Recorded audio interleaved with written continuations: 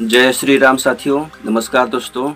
तो बहुत सा लोगों ने आज मेरे इस वीडियो पे कमेंट किया था कि भाई ब्राह्मण ब्राह्मण बहुत बोलते हो, ब्राह्मण ने इस दुनिया को, इस देश को क्या दिया है। तो मेरा मन बौखला गया क्योंकि मैं एक खुद ब्राह्मण हूँ और ब्राह्मण की स्थिति ऐसी है आजकल जैसे कोई परिवार में बहुत सा काम करता हो, परिवार की देखभाल करता हो, जो परिवार के लिए बहुत समर्पित हो और उसकी केयर कोई नहीं करता। ये रियलिटी है। वही हाल ब्राह्मणों का है। ब्राह्मण और डॉक्टर ये किसी के नहीं होते, ये सबके होते हैं क्योंकि इनका काम ही है समाज को देखना, समाज को स्वस्थ रखना, समाज को अच्छे मार्ग पे ले जाना। तो चलिए वीडियो को शुरू करते हैं। आज मैं शुरू से लेके अंत तक यानी 4 जुलाई तक ब्राह्मणों ने क्या है, क्या इस दुनिया को दिया है, आज सब बताने वाला हूँ। तो अंध भक्त जो हैं उस वीडियो को पूरा देखें, भाग मत जाना। आज मैं बहुत सा इन्फॉर्मेशन बताने वाला हूँ जो बहुत महत्वपूर्ण है, क्योंकि अगर पूरा बताऊंगा तो ये वीडियो कभी ख़त्म ही नहीं होगी। ब्राह्मणों ने इतना काम किया है, तो जो इन्फॉर्मेशन दे रहा हूँ उसको आप पूरा देखिएगा और अपने तर्क से सोचिएगा कि क्या ये सही है या गलत है। आप जातिवाद में मत पड़ो, ब्राह्मण, अहीर, ठाकुर या मुसलमान, हिंदू मत करो। एक 21वीं सदी के जिम्मेदार नागरिक हो, पढ़े लिखे हो, अपने तर्क से समझ सकते हो कि ये वीडियो गलत है या सही है। और जो ब्राह्मण से प्रेम करते हैं भाई, तो उनके लिए आसीना 56 से 100 इंच का हो जाएगा। तो चलिए वीडियो को शुरू करते हैं। ब्राह्मण कोई जाति नहीं, एक जीवन शैली है, एक ऐसा वर्ग जो तप, त्याग, ज्ञान के बल पर समाज को अच्छी दिशा देता था, जिनका कार्य ही था कि समाज को संरक्षित, वेदों को संरक्षित रखना, वेदों को याद करना और समाज के विभिन्न वर्गों तक पहुंचाना। और ये ब्राह्मण समाज को समर्पित थे, न कि कोई किसी राजनीतिक सत्ता को। अगर सोचिए क्या बच पाते वेद, शास्त्र, पुराण, संस्कृति, संस्कार। ब्राह्मणों ने न सिर्फ वेदों को कंठस्थ किया बल्कि पीढ़ी दर पीढ़ी उन ज्ञान को सुरक्षित रखा। अगर वे ना होते तो शायद वेद, उपनिषद, रामायण सब खो जाते।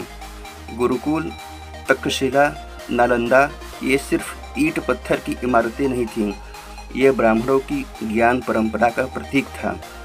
अगर ये ना होते तो शिक्षा केवल एक सपना बन जाता। हवन, यज्ञ, संस्कार, उपनयन ये केवल रस्में नहीं हैं, ये जीवन के आध्यात्मिक पड़ाव हैं और इसका मार्गदर्शन ब्राह्मणों ने किया। उनके बिना ये सब एक खोई हुई परंपरा बन जाती। संस्कृत, जिसे देववाणी कहा गया है और जो पूर्णतः वैज्ञानिक है, संस्कृत विश्व की सबसे पुरानी भाषा है। संस्कृत एक ऐसा विषय है कि जिसको बोलने पर जीभ के हर एक अंग की व्यायाम हो जाती है। इसको अमेरिका ने भी माना है कि संस्कृत जो है वो एक पूर्णतः वैज्ञानिक भाषा है और जीभ के व्यायाम के लिए सबसे ज़्यादा महत्वपूर्ण भाषा जो है वो संस्कृत है।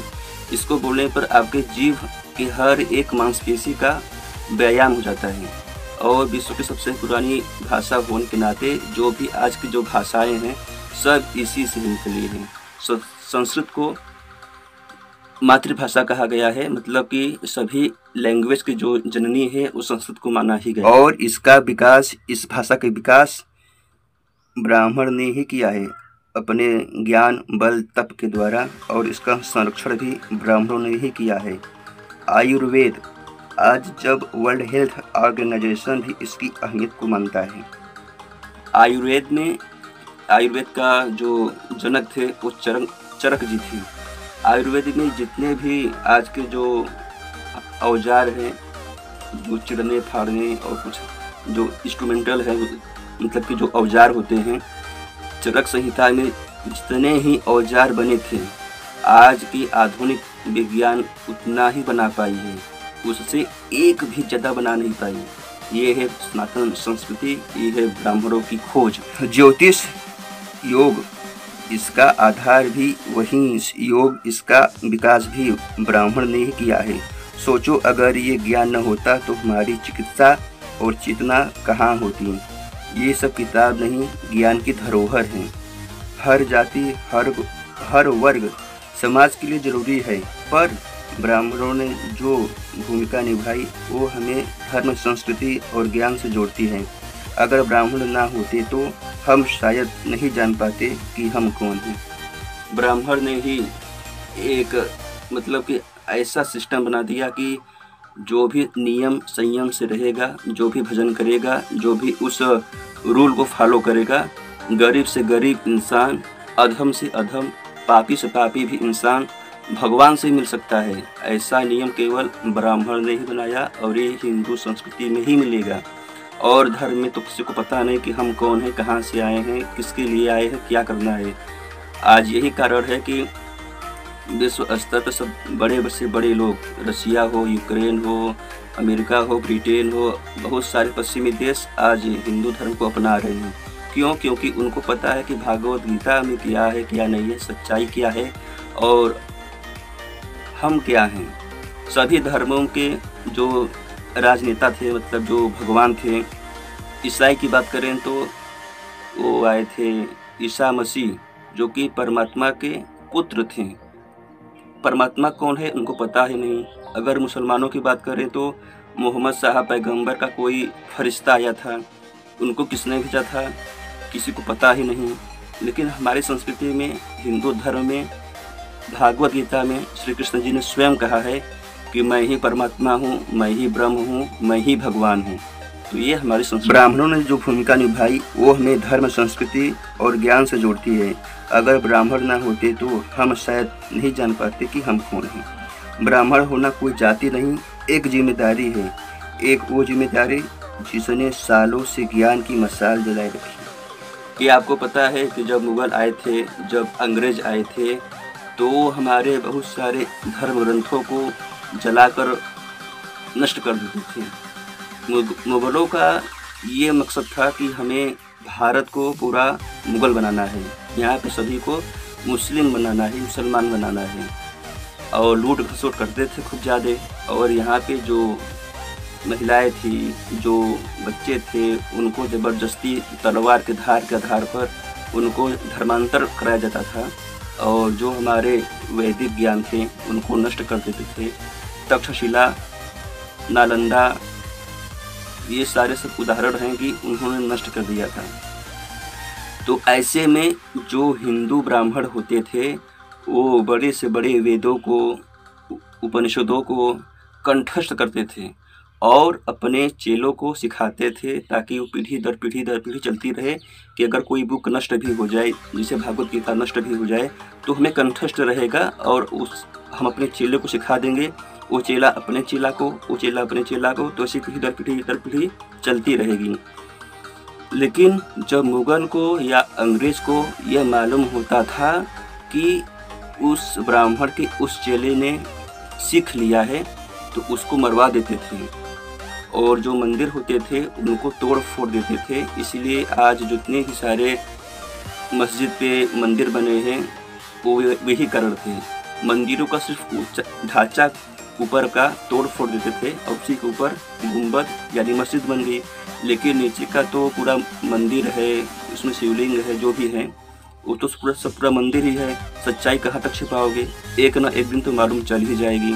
इसलिए आज जहाँ पे खुद रहा है वहाँ पे मंदिर मिल रहे हैं, यानी जहाँ पे खुदा है वहाँ पे भगवान मिले हैं। और ब्राह्मण भी जो दुर्लभ मूर्तियाँ होती थी अष्टधातु की या कुछ सोने की, कुछ चांदी की, या जो बहुत ही रहस्यमयी मूर्तियाँ थी जिसमें भगवान स्वयं विराजमान रहते थे, उन मूर्तियों को लेकर ब्राह्मण कूद जाते थे कुएं में, कहीं सागर में, कहीं जंगल में छिप जाते थे ताकि ये मूर्ति बची। ब्राह्मण ने कभी विज्ञान और अध्यात्म को कभी अलग नहीं माना। उनके लिए शरीर और आत्मा दोनों का उपचार जरूरी था। ये बात बिल्कुल सही है। ब्राह्मण ही एक केवल ऐसे थे जो कि शरीर और आत्मा दोनों का उपचार करते थे। शरीर का कैसे कि हमें क्या खाना है, क्या पीना है, आयुर्वेद का निर्माण इसलिए कर दिए। और आत्मा का भी उपचार जरूरी है कि आत्मा कैसे स्वस्थ रहे, उसके लिए योग, नियम, आसन, प्राणायाम, प्रत्याहार, साधन, ये सारे सब नियम बना दिए। और भगवान का भजन, ये सारे नियम जो हैं वो आत्मा को स्वस्थ रखने के लिए बना दिए। क्या टेक्निक रही है। ब्राह्मणों की भूमिका सिर्फ आध्यात्मिक नहीं थी, वे समाज के नैतिक मार्गदर्शन थे। उन्होंने कभी तलवार नहीं उठाई पर ज्ञान को हथियार बना लिया। ब्राह्मण ने आज तक कभी युद्ध नहीं किया, इक्का दुक्का अपवाद के रूप में किए होंगे, वो मुझे भी पता है और आपको भी पता है। नहीं पता है तो गूगल पे सर्च कर लो। जब भाई जुल्म बढ़ेगा तो कब तक कोई स्वीकार करेगा, एक न एक दिन तलवार को उठानी ही पड़ेगी। लेकिन ज़्यादातर केस में तलवार कोई नहीं उठाए, क्योंकि ब्राह्मण को पता था कि कलम की पावर क्या होती है, बुद्धि की पावर क्या होती है। वो खान सर कहते हैं ना कि शिक्षा शेरनी का दूध है, जो जितना पिएगा वो उतना दहाड़ेगा।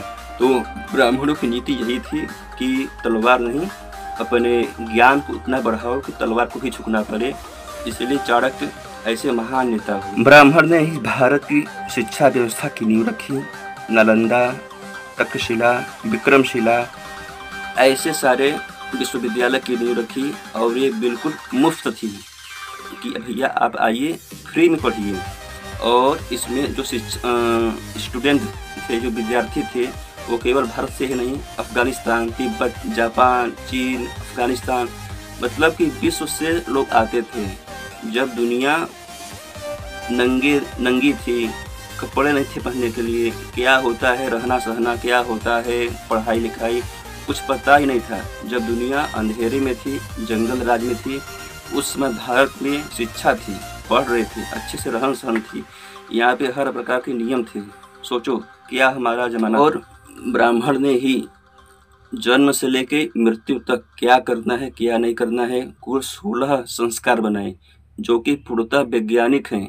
मनमाना नहीं है कि कोई भी काम ऐसे ही कर लें। यहाँ पे हर चीज़ का नियम है कि आपको जन्म लेने के बाद से क्या क्या कब क्या क्या करना पड़ेगा। ये सिर्फ और सिर्फ हिंदू धर्म में है और इसका विकास केवल और ब्राह्मण केवल धर्मगुरु नहीं थे, वे पूर्णतः वैज्ञानिक थे। सीधी सी बात है कि भाई जब आज से हजारों साल पहले जो ईसाइयों ने आविष्कार किया कि सूर्य से दूरी कितना है पृथ्वी की, या पृथ्वी से दूरी कितना है चंद्रमा की, उससे भी हजारों साल पहले बता चुके थे आर्यभट्ट ने, भास्कराचार्य ने अपने बांसबेली की दूरबीन से ही बता दिया था कि पृथ्वी से चंद्रमा की, पृथ्वी से सूर्य की दूरी कितना है। सोचो आज इतना आधुनिक है युग है, उसके बावजूद भी हजारों साल पहले आर्यभट्ट भास्कराचार्य ने बता दिया था जंगल में बांसबेली को काट के ही कि भैया पृथ्वी से चंद्रमा की दूरी इतना है, चंद्रमा से पृथ्वी की दूरी इतना है, पृथ्वी से सूर्य की दूरी इतना है। और ताज्जुब की बात यह है कि उस समय की जो पैमाना था और आज की जो पैमाना है आधुनिक विज्ञान की, रंच मात्र भी कोई अंतर नहीं है। चाणक्य ने आयुर्वेद दिया, आर्यभट्ट ने शून्य को दिया, भास्कराचार्य ने खगोल शास्त्र में पृथ्वी की गति तक को परखा, सूर्य सिद्धांत आर्यभट्ट ने। और पंचांग बनाना कोई आसान काम नहीं है, इसके पीछे लाखों हजारों साल की तपस्या है। और सोचो कि हिंदू धर्म में एक होता है पंचांग, जो कि 1 साल पहले ही निकल जाता है। और ताज्जुब की बात तो ये है कि जो जो तिथि, जो जो दिन लिखा रहता है कि इस दिन ये काम होगा, इस दिन ऐसा ही काम होगा और यह साल ऐसा होगा, और वास्तव में हर एक दिन वैसा ही होता है, रंच मात्र भी कोई फर्क नहीं होता। इस साल यानी 2025 का पंचांग में लिखा है कि ये संवत्सर काल युक्त होगा, यानी यहाँ पे हमेशा कोई न कोई काल से युक्त ही होगा। आप देख रहे हो कि जनवरी में क्या हुआ, फरवरी में क्या हुआ, मार्च में क्या हुआ, शुरू से लेके ही अभी चल रहा है जुलाई, आज 4 जुलाई है, कुछ न कुछ हो ही रहा है। तो सोचो हमारी बुद्धि क्या रही है, हम लोग कितना पहले ही बता चुकते हैं कि भविष्य में क्या होने वाला है। और इनकी बिना बुद्धि के ये सब आसान नहीं था। इनकी ब्राह्मण की बुद्धि जो है बहुत तेज होती है, और वैसे ही ब्राह्मण कौन, सबकी बुद्धि तेज नहीं होती। ऐसे ब्राह्मण की बुद्धि तेज होती है जो ब्रह्मचर्य का पालन करता हो, जिसके अंदर तप शील गुण हो।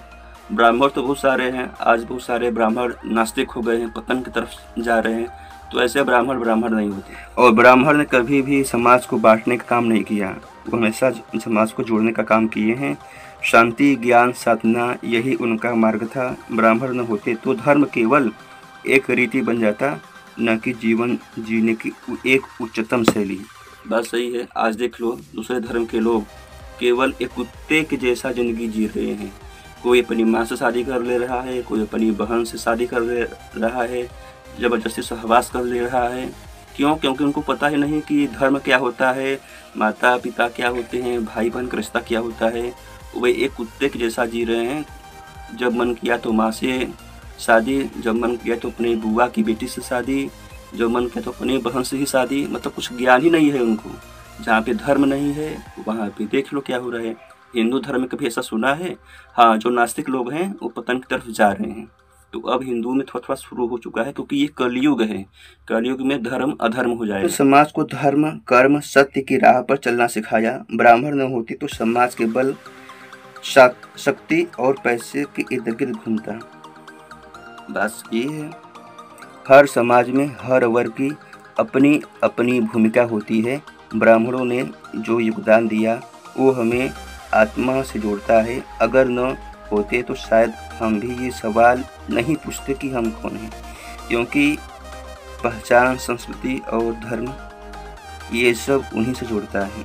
अब देख लो भाई, ब्राह्मण ने क्या किया। ब्राह्मण मंगल पांडे थे, ब्राह्मण रामधारी सिकदीकर थे, ब्राह्मण रामचरितमानस के रचयिता तुलसीदास जी थे। ब्राह्मण ने ऐसा मंदिर बनाया जहाँ विज्ञान रोज झुकता है। आज देख लो जगन्नाथपुरी एक रहस्यमयी है। विज्ञान कभी भी उसको सुलझा नहीं पाएगा कि आखिर उसका रहस्य क्या है। और आज जो परमाणु बम का आविष्कार किए हैं ओपेनहाइमर, जो कि अमेरिका के थे, उन्होंने जब भागवत गीता को पढ़ा था तो उसमें से ही उनको परमाणु बम बनाने की जो टेक्निक है वो प्राप्त हुई थी। और भागवत गीता एक ब्राह्मण ने उसका व्यास किया था, यानी उसको विस्तारित किया था, जिनका नाम था वेद व्यास। तो यहाँ पे एक क्वेश्चन है कि जब आपके भागवत में लिखा है कि परमाणु बम कैसे बनाया जाए, तो ऋषि महर्षियों ने क्यों नहीं बनाया? क्योंकि ऋषि महर्षि जानते थे कि अगर इस शस्त्र को हम बनाएंगे तो दुनिया का विनाश निश्चित है। और आज देख लो पूरी दुनिया लगभग विनाश के कगार पे खड़ी है। एक एक इंच परमाणु बम के विनाश पे टिका हुआ है। किसी का कभी भी दिमाग खराब होगा, बम जो रिमोट कंट्रोल है उसको टिकेगा और पूरी दुनिया नष्ट हो जाएगी। और ऐसा कलयुग के अंत में होगा ही, आप देख लेना। इसीलिए ऋषि महर्षि लोग जानते थे लेकिन उसका प्रयोग नहीं करते थे। उस समय जो शस्त्र विद्याएँ थी, सप्तवेदी बाण थे, अनेक प्रकार के जो शस्त्र अस्त्र थे, वो सबको नहीं बताए जाते थे। जो उसके योग्य था उसी को बताया जाता था। और जब ओपेनहाइमर ने परमाणु बम बना लिया, उसका परीक्षण जापान के नागासाकी, हिरोशिमा पर कर लिया, तो वो फुट फुट कर रोने लगे। इस वीडियो को मैं यहाँ पे नहीं दिखा सकता वरना कॉपीराइट क्लेम आ सकता है। आप लोग गूगल पे देख लेना। वो फुट फुट कर रोए थे कि मैंने दुनिया को क्या दे दिया, दुनिया में जो भी कुछ होगा उसका पाका भागीदारी मैं ही रहूँगा। ये कोट देख सकते हो आप। तो इसलिए ऋषि महर्षि इतना विद्वान थे कि वो इस शस्त्र का उपयोग नहीं किए, ना ही उसको बनाए। तो ऐसा है हमारा संस्कृति, हमारा धर्म, हमारा ब्राह्मण समाज और हमारा सनातन संस्कृति और हम हिंदू।